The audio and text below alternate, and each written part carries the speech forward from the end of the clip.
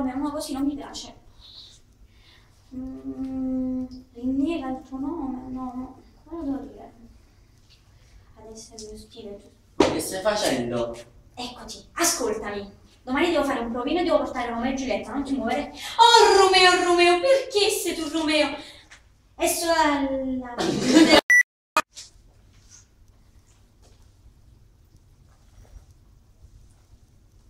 Oh Romeo, Romeo, perché sei tu Romeo? No, non mi piace così.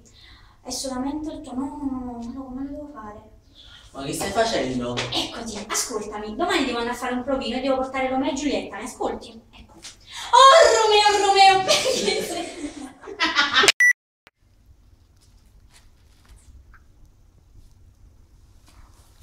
Oh Romeo, Romeo, perché sei tu... Ma è brutto così, come lo devo fare? È solamente il tuo nome ad essermi... No, come lo devo fare? Ma che stai facendo? Aiutami, non ti muovere. Allora devo portare a un provino Giulietta e Romeo, tu mi ascoltami. Oh Romeo, Romeo, perché sei tu Romeo e sei nuova pagina?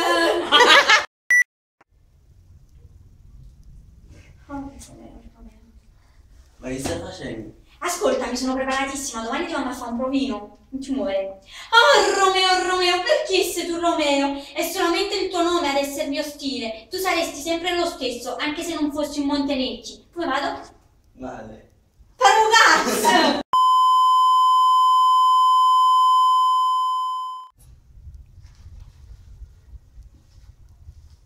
Oh Romeo, Romeo, perché sei tu Romeo? No, non mi viene così, non mi piace. Ma come la devo fare? È solamente il tuo nome ad essermi ostile, tu saresti sempre lo stesso. No, così non mi piace. Ma che stai facendo? Eccoti, non ti muovere.